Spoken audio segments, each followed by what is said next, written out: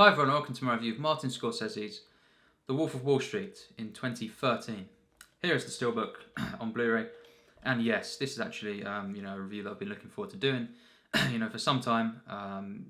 It's basically another Scorsese review. Haven't done one since August, and here we are. This is the steelbook, of course, and the back is amazing. It's one of the best steelbooks I have, and actually I think it was the first, or maybe one of the first steelbooks that I ever got, and yes.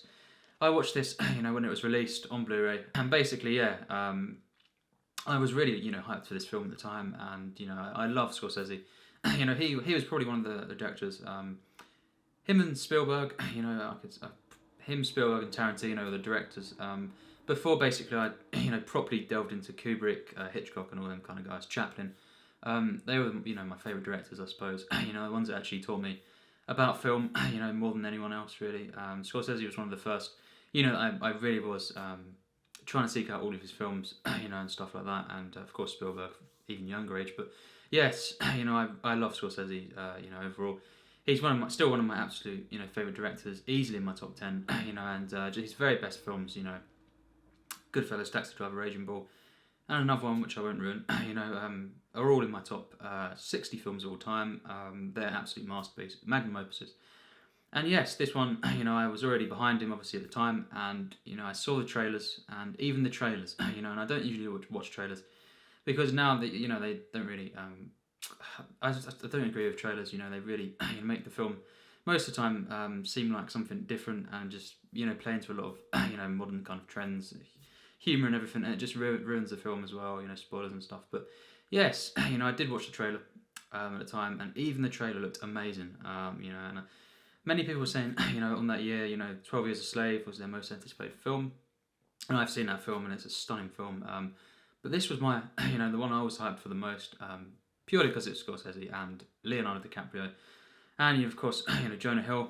And I just couldn't wait to see it. And when I saw it, and it's very loved by fans, an 8.1 or 2 on IMDb still. Critically, strong. Some were quite enthusiastic, saying it's one of his best film since Goodfellas, which is usually said quite a lot, and I don't agree with that, but this film blew me away, it exceeded my expectations. I fell in love with it, at first viewing, and just, I wanted it to be more. This is an epic film, of course, it's about 3 hours, and Scorsese, luckily, is known for his epic films. A lot of his best films, are the ones that, he really spends time to kind of build up and everything. They feel like this massive, journey. You could say, his very best ones, the exceptions of them, probably Raging Bull and Taxi Driver, because they're only about 2 hours. But yes, a lot of his best films are this, and they're usually the rise and fall, it portrays. And of course, just crime in general. Usually, of course, blue-collar crime. Now this one, of course, is white-collar crime, and it basically follows this character of Jordan Belfort, 1987, is the first year I think it takes place in, and of course New York, Wall Street, and it basically portrays the rise and fall of him, and of course the general kind of corruption within this system, and he's basically a stockbroker. To put it into basic terms, he's a stockbroker in the film, entrepreneur, and basically a criminal, but it's very, very different, and of course it's the rise and fall, and a bit more about the plot would just basically be, he basically discovers this kind of technique and everything, where, by selling, penny stocks that, would never be that successful to people, after he sells them, healthy stocks, basically, he can make loads of commission, 50%, so basically, he becomes rich very, very quickly, and quite easily, basically, and, of course, eventually, halfway through the film, this FBI agent, Patrick, basically, gets onto his case, definitely much so then, and the rest of the film, I suppose it's the fall, and you could say it's kind of like Goodfellas, Raging Bull, this kind of stuff, but of course, just white collar, really, you could say, and as well, the first for Scorsese, really, I've not seen The King of Comedy. I really want to see that. I cannot wait. I can't believe I've not seen it yet. But yes, basically, it's the first one that is actually, apart from that maybe, or one of his first, that is a full-on comedy. Now, Very, very interesting. You know, and a lot more significant than you may think. Because maybe you laugh at most Scorsese films, and yeah, that is the case. You know, they are some of the most funniest films that I've ever seen. A lot of them, which is very ironic. And the fact is, he's never really up until this point done comedy in this manner. This is a satire, black comedy, very much at times over the top compared to a lot of his other films. So yes, it's very, very different, and I did have some doubts about this whole kind of approach and everything. But you have, of course, Terence Winter writing, and of course Schoonmaker, of course, collaborating once again. You've got Rob Reiner in the film. You've got John Favreau. And you've just got such a massive cast. Of course, Jonah Hill, John Bernthal, all that sort of stuff. But yes, basically pulls it off perfectly. And this is a satire. It's very, very over the top at times, but it's so controlled, so precise. The tone is so consistent in this film. I've heard people, of course, say this has got off-tone moments, bizarre moments. Personally, I never found that because the tone of this film is so perfect. And it's so consistent, it just allows this to happen without ever breaking tone. And of course, the performances are just something else, Jonah Hill, yeah, probably his best performance, by far actually. And some say Moneyball and stuff like that, but no, I wasn't, as impressed too much as what I thought it would be with that film and the performances. But yes, basically, Superbad, he's great as well. He's a great actor, but this one is much more. It's very different, it is more serious at times, but it is, of course, a very, very acclaimed performance, and I would say it's his best. He plays Donnie, basically the main friend of, Leonardo DiCaprio's character of Jordan Belfort. He's basically his partner, from the very beginning, you could say. Of course, Brad as well, he's one of the first there as well, but, Jonah Hill's character of Donnie is really the kind of, the main partner of Leonardo DiCaprio, and of course, about an hour into the film, he meets this woman called Naomi, played by Margot Robbie, and yes, of course, very iconic stuff there, and she is amazing in this film. Perfect performance, and it just gets more and more compelling when she comes into it, and the initial as well. Once the initial buzz runs off of the kind of them rising to power very, very easily without kind of any sort of obstacles, that's when it gets even better. It's just a film that really gets better and better. Tops itself in terms of just emotion, storytelling. The stakes. When they're at the end, the tension of it all, and just the way the characters are developed. Throughout this film, is absolutely stunning. The writing is perfect, and just Scorsese absolutely knows how to direct this film.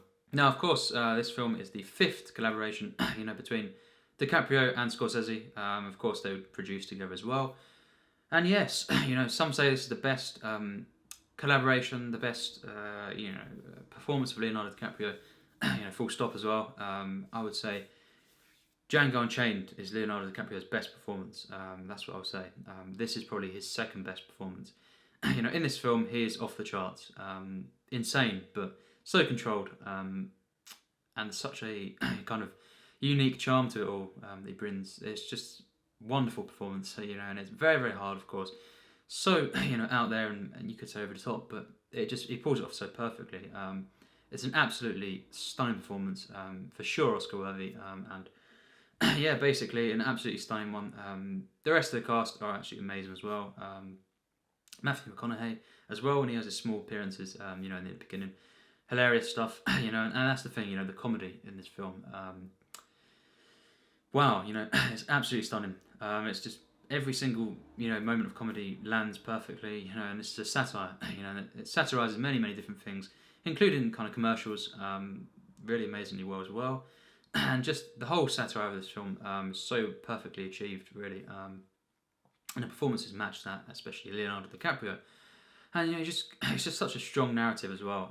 It's not just a comedy, although it's kind of insulting at times to say not just a comedy. That's always said, but it isn't. It's kind of very much a serious drama at times when it needs to be. That's the key.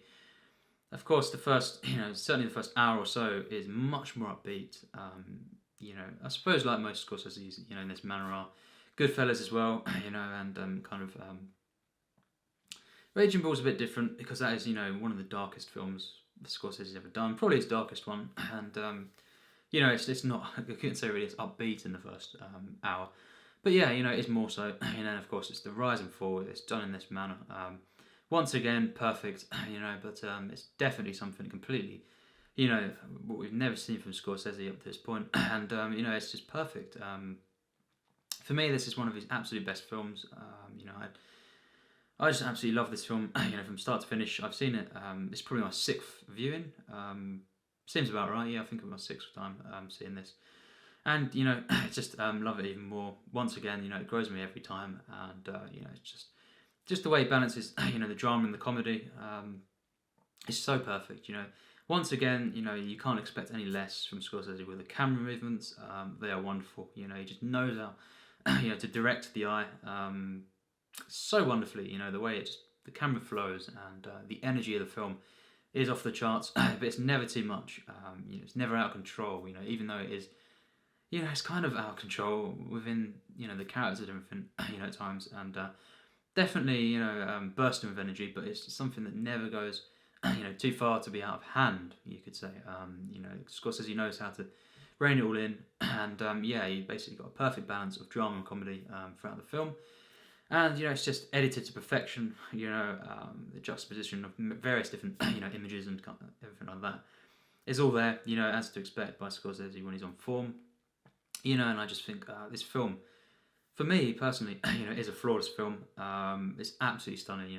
It's hilarious from start to finish. It's also very, very moving. In places. This character of Patrick, when he comes into it, every time I see this film, his character really, I'm wowed more and more really with this character. It's just so good, and the performance is great. And I just think by of course Kyle, it's just amazing. I absolutely love this actor as well, and this character really adds a lot to the film, and it kind of the dynamics that work off him and Leonardo DiCaprio's character of Jordan Belfort, is key to the film really. And it's kind of like a dual narrative at times, mirroring going on, in the second half in particular, and a very, very complex character. It's an FBI agent, and many, many different things are brought out. For Leonardo DiCaprio's character, and you kind of see some of the more of the negatives coming out there when this other character comes into it. Even though, of course, this agent is attacking our protagonist. The one that although he is doing drugs and everything like that, and all that kind of stuff, and he is doing illegal activity, we are rooting for, at least I was, massively. But then you kind of you see things in a little bit of a different light when this other agent comes into it, even though he's kind of on the case and trying to get him put in prison and stuff. And I just think that's just a testament to everything, everyone involved, performances, and just the way that the script is in tune with everything.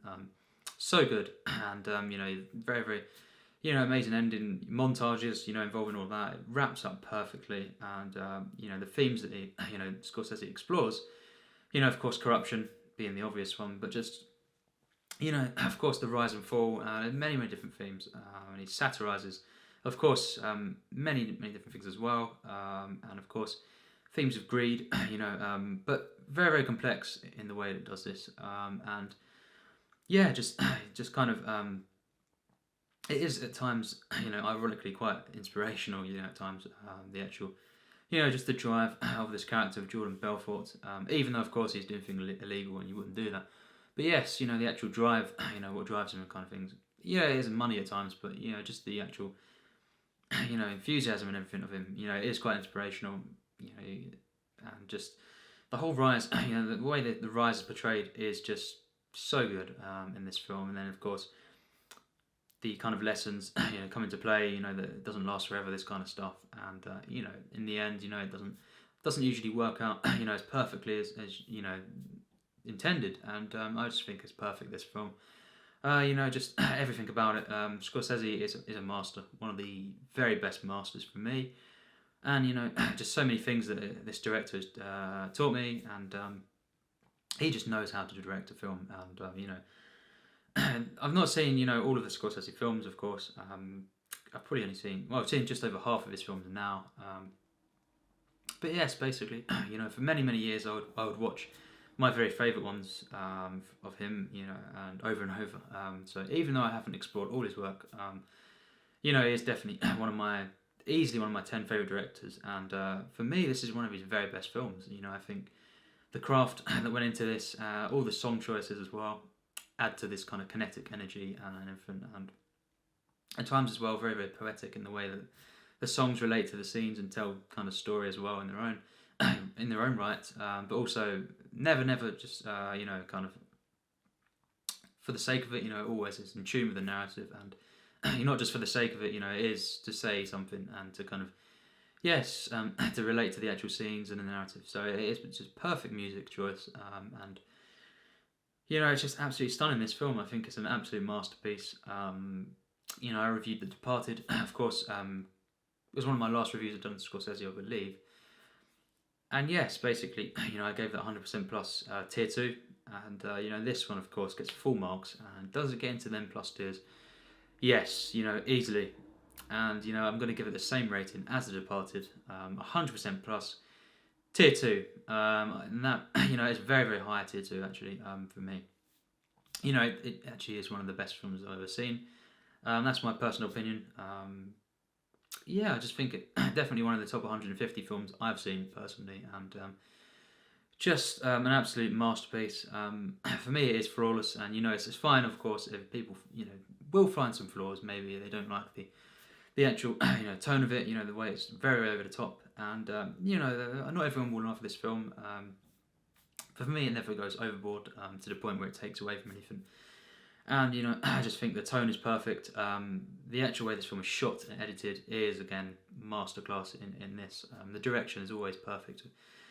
Throughout the entire film, it's an epic film that is just grand, kind of full of energy, kind of just constant, just absolutely stunning. And all the characters, I've heard as well criticisms of the characters. And I actually, love, or at least am compelled by all the characters. The performances are all top notch, and once again, one of the best films of the century, definitely from Scorsese. Same as The Departed, and basically another Scorsese, which I'm not going to say, but yes, my favourite Scorsese is not, very popular opinion, but we'll get to that at some point, and basically. Leonardo DiCaprio is absolutely amazing in this film. He's off the charts, and this is another masterpiece from Scorsese. This Steelbook, of course, I recommend it. It's amazing, just stunning, and this film is just so fun, so perfectly crafted, and just a wonderful, portrayal of this character. And of course, he actually makes the real life Jordan makes an appearance in the film as well, which is very nice. Very nice to see that, and basically. A perfect film from me, into my plus tiers, one of my top 150 of all time. And just kind of one of the very best Scorsese's. If you've not seen this film, highly recommend it. I couldn't recommend it more, and just, I was, of course, thinking this was going to be the best film of 2013. And at that point, when I saw it, for me, it was. And then, maybe another film came along, and one that I had not discovered at that point, and knocks that off, kind of thing. But this is still one of the very best of the year, and one of the best of 2010s easily, and another perfect, flawless masterpiece from Scorsese, and just wonderful film. Absolutely loved it, and yes, for me it is a masterpiece, and more Scorsese reviews, of course, will come, over time. It's hard, of course, to get hold of some of these ones, and stuff. Some of them are quite, rare and obscure to find, without, splashing out loads of money. But yes, basically, they'll all be, of course, reviewed at some point, and I'll do a ranking. But this one is going to be very high, because I adore it. And thanks for watching my review of Scorsese's The Wolf of Wall Street.